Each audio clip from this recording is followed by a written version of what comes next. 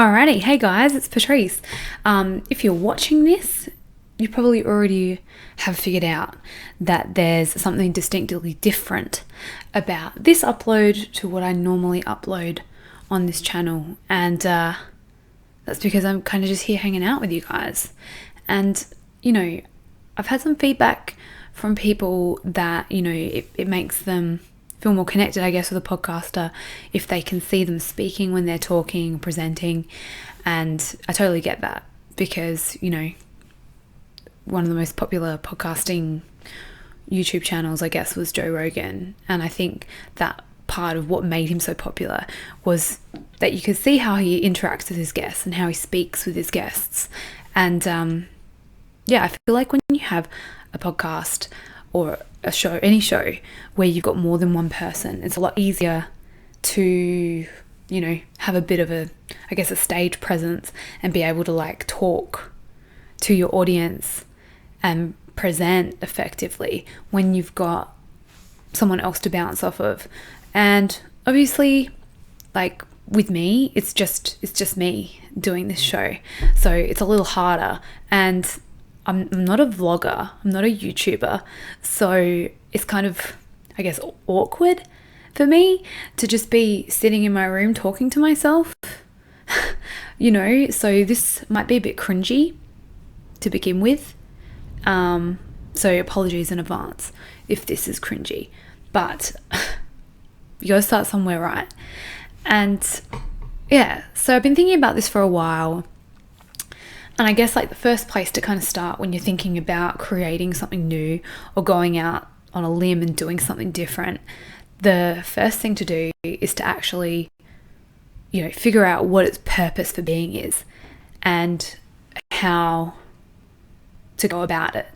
And so for me, right, when I record A's for Alien or when I record the T's for Tangent, I do stop and start a lot because I might mess a sentence up or something I say doesn't come out the way that I wanted it to, so it's a little bit more polished, I guess, than what I feel this will be, because I guess I want the energy of these videos to be more like a relaxed kind of live stream kind of thing.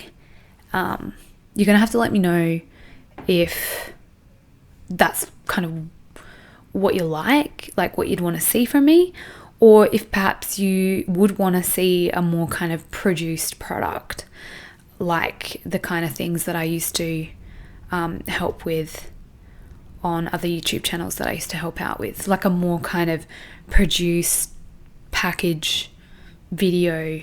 I don't know, I feel like it's more my style though, to be just kind of hey, let's hang out for a bit and talk about some fucking aliens, let me know what your thoughts are. This is my thoughts. This is something weird that I found on the internet this week, so I feel for me, I'm more comfortable with a kind of vlogging style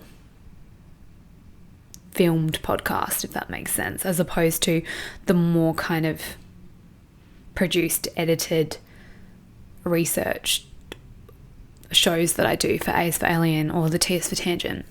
But kind of I guess maybe like a quasi version, an in-between version, I get like a stream, I guess. The energy I want is that it's like a stream. And who knows, maybe one day we'll actually get to that point where I will be live streaming these instead. But like I said, I'm not a YouTuber. I don't really have camera equipment or anything really like that to stream easily and to make it look great. And I'm kind of somebody which is I do get stuck on that, where I want to present something that's has that production value. So that's probably why I haven't done this earlier, because I don't have all the equipment that other people that make these kind of videos do on YouTube. And so I kind of judge myself against them when it's probably not accurate anyway to be doing that. But so this is the first kind of episode that I thought that we could experiment, I guess, with this. So if you're still listening to this now, Excellent. Thank you for, handling the secondhand embarrassment and cringe that you're probably feeling right now watching me present this to you. But, maybe we can, get together, get through it. And I encourage any kind of positive feedback, reinforcement, Yeah. So I thought a great place to start with this new series, I guess, would be with an alien story, because I have a distinctive lack of alien stories for a podcast called A is for Alien. And it was really cool. I think someone suggested on my Instagram that I do a little side series going and describing different types of aliens. And, to me, that would be amazing and so cool, because there really are lots of different types of alien descriptions out there. And I don't know, it makes you wonder, does that, the animal kingdom, is it more credibility when you think that there are lots of different kinds of aliens out there as opposed to just one? Is it naive of us to think that there can only be, a handful of different kinds of species of aliens, when all we have to do is kind of look around us on planet Earth and see that there's multiple different species of animals that live in this environment with, very, very different, vast capabilities, such as the ability to breathe underwater, so it's kind of of course there should be multiple species of aliens if such a thing exists. But that's the part where we get caught up, because as far as, accepted science and academia go, there isn't such a thing as extraterrestrial life at all. And so we should be looking for proof of even one alien as opposed to multiple different kinds. Alright, so the story that I've chosen to go over with you guys today is the Betty and Barney Hill abduction story. And that's because when we look at UFO lore and history, it's arguably the first kind of real cookie cutter style abduction story that we're kind of familiar with now, that features grey aliens. So prior to this kind of, the UFOs and the aliens that were described in encounters throughout the 1950s, it was more like peace and love kind of aliens that were, very humanoid looking, that were, contacting contactees, as opposed to kind of monstrous creatures that have come to abduct you and can take you against your will. It wasn't really that vibe before this kind of story. And then it was kind of this is almost, I guess, the precipice, the turning point in how people saw, alien abduction experiences and experiences with aliens. So yeah, I want to quickly kind of go over the story too, in case you're not aware of what actually happened. So Betty and Barney Hill were an interracial couple in 1961, which was very unusual already for that time. They were both really involved members of their community. So Barney was a postman, and he was also a member of the National Association for Advancement of Coloured People, which was a civil rights organisation in the United States in the 60s. And he also sat on the local board of the United States Commission on Civil Rights. Betty was a social worker, and she was also a member of those organisations as well. And yeah, so it kind of it is a point of interest that these days it's not that unusual, but back then it would have. And then to throw into the mix that they were also abducted by aliens, which is a whole nother ball game, I guess. And I think that that's what makes this case so enduringly interesting as well. So according to the reports that the Hill gave, the abduction event happened to them on the 19th of September 1961 at around 10:30 at night. And so, like, straight off the bat, this is something which fucking bothers me, because as I've noticed with so many kind of strange, like, cryptid or UFO stories from this time, like, can someone explain to me why it always fucking seems to happen on, like, a Tuesday or a Wednesday night? Like, and it's, like, unusual, because they say that they're coming back from a holiday to Niagara and Montreal at 10:30 on a Tuesday. And I had the same problem with the Mothman stories, because they happened midweek as well. And I don't understand that. So if you're listening to this and, you know, you grew up in the 50s or the 60s, like, was it common for your parents to be, like, leaving their kids at home and just driving around at, like, 11 o'clock at night on a Tuesday?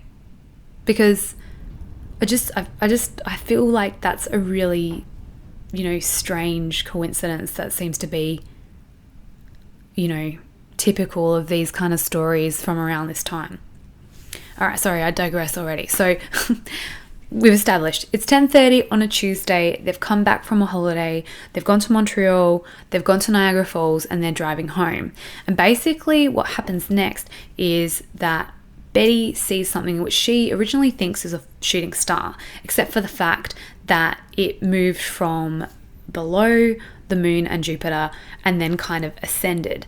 But she just still thought that it was, you know, like some kind of shooting star, because she didn't really, like, know if shooting stars could move that way. But she said that she thought that it was because it grew brighter and bigger, and that's kind of, you know, what shooting stars do.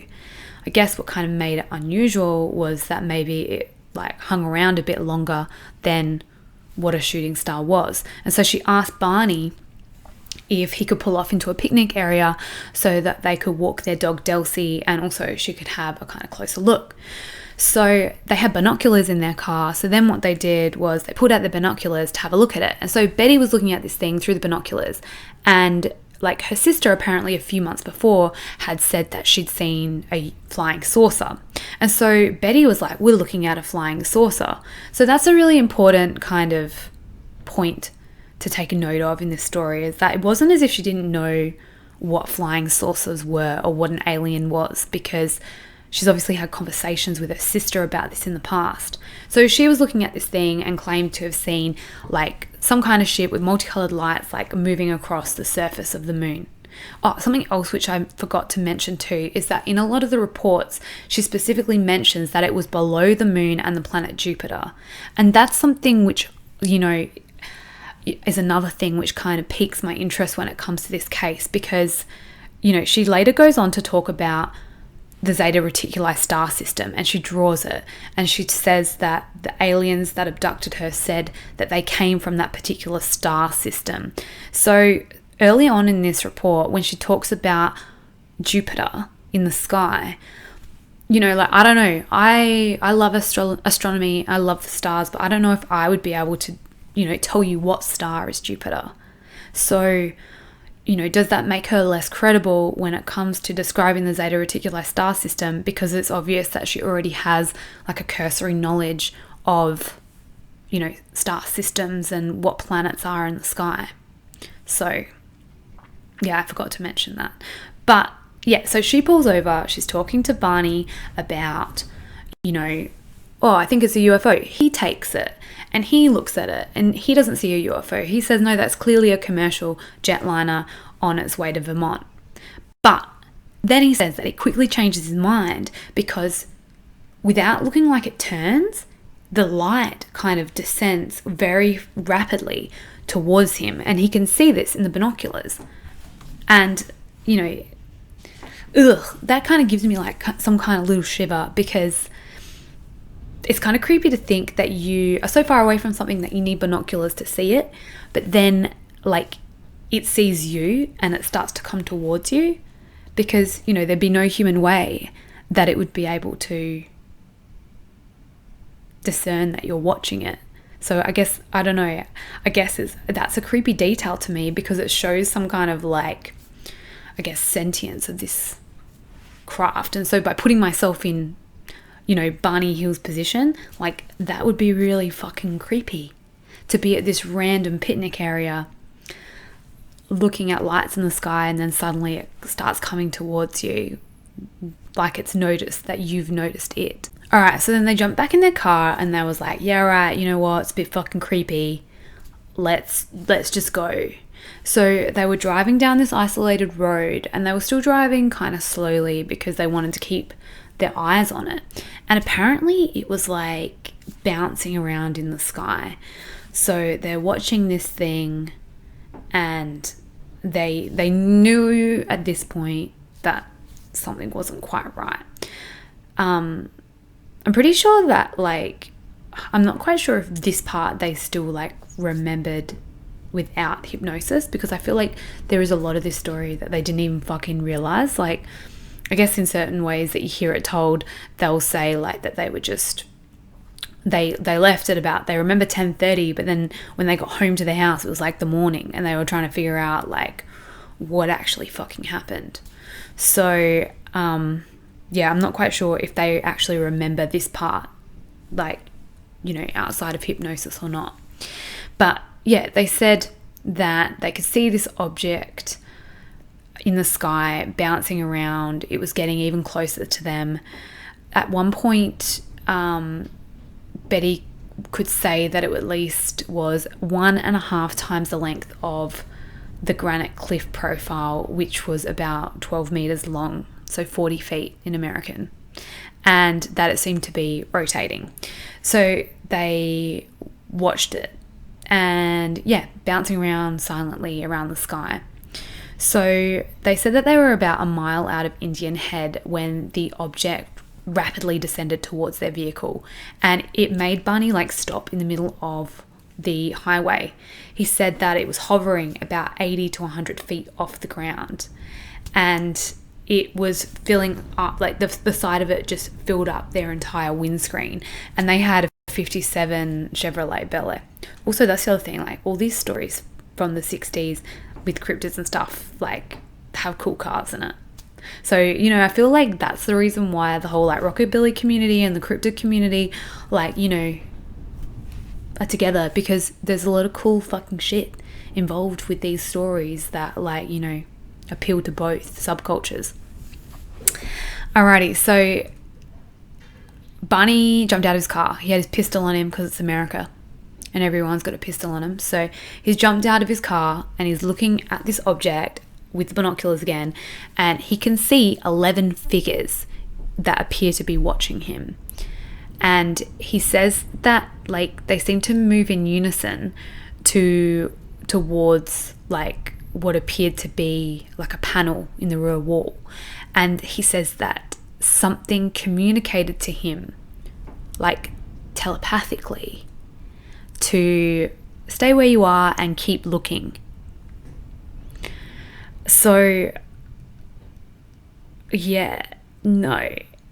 He says that he has a recollection of like humanoid looking forms that were wearing black uniforms and black caps. And he said that, and I quote, red lights on what appeared to be batwing fins began to telescope out of the side of the craft, and a long structure descended from the bottom of the craft. He said that it silently approached to be within 50 to 80 feet, which is 10 to 15 meters of their car, and were like about 100 meters like high. And yeah, he says that the beings were somehow not human. So then, like, obviously he's transfixed by this sight, and he's getting these telepathic messages from the aliens, like, to keep looking and just stay where you are. And he, of course, was not going to do that. So he tore off his binoculars and he ran back to the car, and he was like telling Betty that they're going to capture us. They're going to capture us. And he saw the object move directly above the vehicle. He jumped in the car and like sped off at high speed. He was saying to Betty, like, keep an eye out for it. Where is it? So she looked down the window and she stuck her head out and she's like looking up. And she says that immediately when she did that, they could hear a rhythmic series of beepings and buzzing sounds. And it appeared that it was kind of like bouncing off the metal of their trunk. They said that the car vibrated and that a tingling sensation passed through their bodies. They then said that they experienced the onset of like an altered state of consciousness that left their mind dulled, and that a second series of beepings or buzzing sound returned the couple to their full consciousness. And that's when they realized that they had traveled nearly 56 kilometers south, but only had vague memories of this section of the road. So they recall making a sudden unplanned turn, encountered a roadblock and observed a fiery orb on the road. So they arrived home around dawn and they said that they had odd sensations that they couldn't explain. So weird things like Betty wanted the luggage not to come in the house, and they said that their watches never worked again. He said that the leather strap on the binoculars was torn, which is really weird because I wonder if it was the actual leather part torn, because I feel like that would be kind of hard. It's kind of hard to tear leather. The dress shoes, the toes of his dress shoes were scraped, and he said that he had a compulsion to examine his genitals, but he didn't find anything unusual. They took long showers to remove possible contamination, and they each drew a picture of what they had observed. So they must have known that something happened, because they were a bit they had this unclean feeling, and I guess they were in a way violated. So they were well within their rights to feel that way. She said that they had tried to construct the chronology of the events that they witnessed. They tried to construct the chronology of events as they witnessed the UFO and drove home, but immediately after they heard the buzzing sounds, their memories became incomplete and fragmented. After sleeping for a few hours, Betty awoke and placed the shoes and clothing that she had worn during the drive into the closet, but she observed that the dress was torn at the hem and the zipper and the lining. When she later retrieved the items from her closet, she noticed that there was a pinkish powder on her dress. She says that she hung the dress out on the clothesline, and that the pinkish powder had somehow blown away. She said that it was irreparably damaged, and she threw it out, but then changed her mind and put it back in the closet.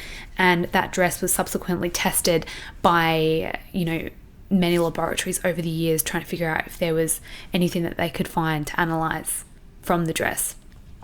They also said that there were shiny concentric circles on the trunk of their car which hadn't been there previously, and that when they had brought a compass close to the car, that it would spin erratically, but then when they would remove it from those circles, that it would kind of drop back down, that it wouldn't spin as erratically. So on September 21st, Betty telephoned the nearby Air Force Base, which was Peace Air Force Base, to make a report about their encounter.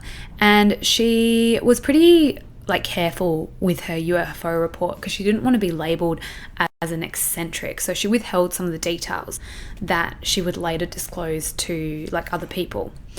On September 22nd, a major from the Air Force Base called her up to fill in a few more details, and he had an interview report which was dated the 26th of September, determining that what the Hills saw was probably a misidentified planet Jupiter, or a series of other things that the report was later changed to, such as inversion or an optical illusion, or there wasn't enough data even for there to be a proper kind of determination of what it was. It did, however, get forwarded to the Air Force's Project Blue Book, which was their kind of dedicated UFO research project. But one thing that we have to remember about this time is that it was like Cold War era. So, you know, the Air Force was seriously investigating anomalous aerial phenomena, not because of the fact that it was, you know, thought to be UFOs, but because it was more than likely, you know, they didn't want communist aircraft over the United States, I guess. So they were taking those reports very seriously.